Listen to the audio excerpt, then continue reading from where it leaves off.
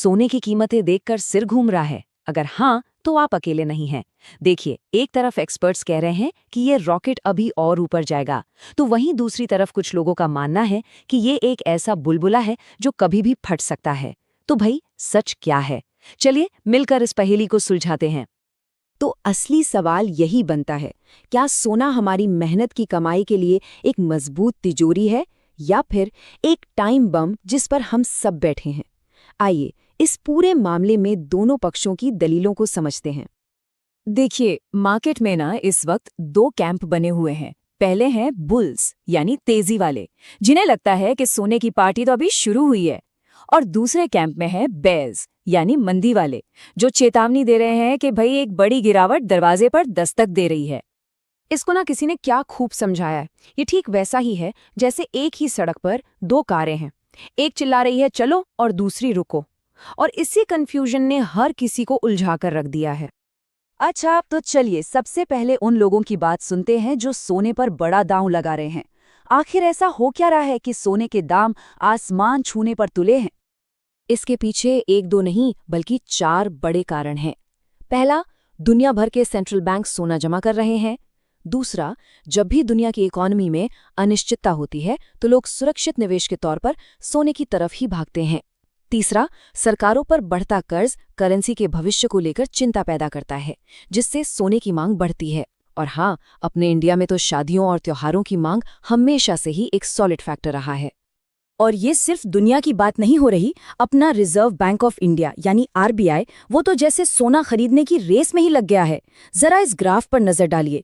2024 के पहले 11 महीनों में ही 72 टन से ज्यादा की खरीदारी। सोच सकते हैं, ये पिछले 2 सालों की कुल खरीदारी से भी ज्यादा है। मतलब साफ है कि कुछ तो बड़ा पक रहा है। और ये खरीदारी सिर्फ दिखावा नहीं है, इसका असर देखिए। भारत के कुल फॉरेन एक्सचेंज रिजर्व में सोने का हिस्सा अब बढ़कर 13.6% हो गया है। जब देश का सबसे बड़ा बैंक ही सोने पर इतना भरोसा दिखा रहा है, तो मार्केट में तेजी आना तो बनता ही है ना?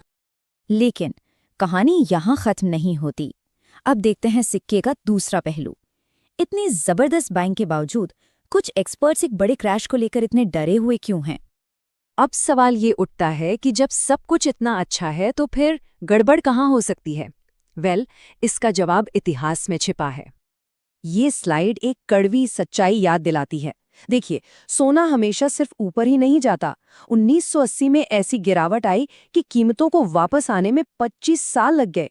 2008 के संकट में भी ये गिरा, और 2012-13 में तो सिर्फ 9 महीनों में 25% टूट गया था। इतिहास हमें सिखाता है कि जो तेजी से ऊपर जाता है वो नीचे भी आ सकता है।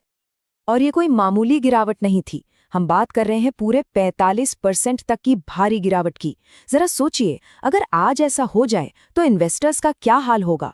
यही वो डर है जो मंदी वालों को यानी बेयर्स को रात में सोने नहीं दे रहा। और यहाँ सबसे जरूरी बात पता है क्या है? क्रैश का ट्रिगर अक्सर वही लोग बनते हैं जो आज इस तेजी के पीछे हैं। मतलब, अगर सेंट्रल बैंक्स ने सोना बेचना शुरू कर दिया या किसी बड़ी सरकार ने अपनी पॉलिसी बदल दी, तो पूरा गेम पलट सकता है।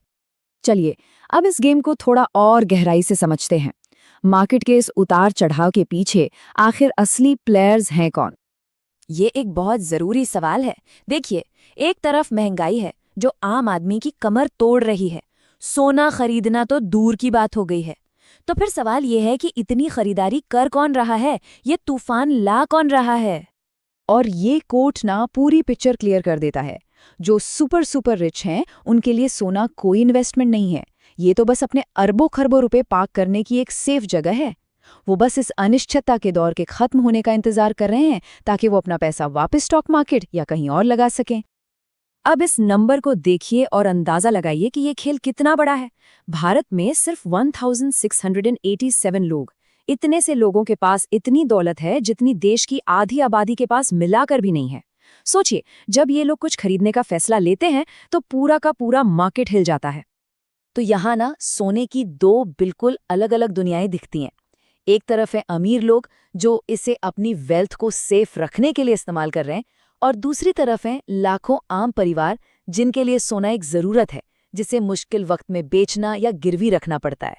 तो इस पूरी तेजी मंदी की लड़ाई का, इस बुल और बेयर की फाइट का असली मतलब क्या निकलता है? अगर हम सारे डॉट्स कनेक्ट करें ना, तो एक बात साफ हो जाती है। ये कहानी सिर्फ सोने की कीमत से कहीं कहीं ज्यादा बड़ी है। और यही इस पूरे विश्लेषण का निचोड़ है। सोने की बढ़ती कीमतें इकोनॉमी की मजबूती का साइन नहीं है, बल्कि ये आने वाले कल को लेकर एक गहरे डर और अनिश्चितता का लक्षण है। लोग खुशी से नहीं, डर से सोना खरीद रहे हैं। और ये डर जमीनी हकीकत में साफ दिखता भी है। एक तरफ हेडलाइंस चिल्ला रही हैं कि रिकॉर्ड तोड़ बिक्री होगी, तो दूसरी तरफ सच्चाई ये है कि कश्मीर जैसी जगहों पर डिमांड 50 से 60% तक गिर गई है। पिछले त्योहारों पर भी खरीदारी कम हुई। मतलब साफ है, बढ़ती कीमतों ने आम खरीदार को इस गेम से लगभग बाहर ही कर दिया है।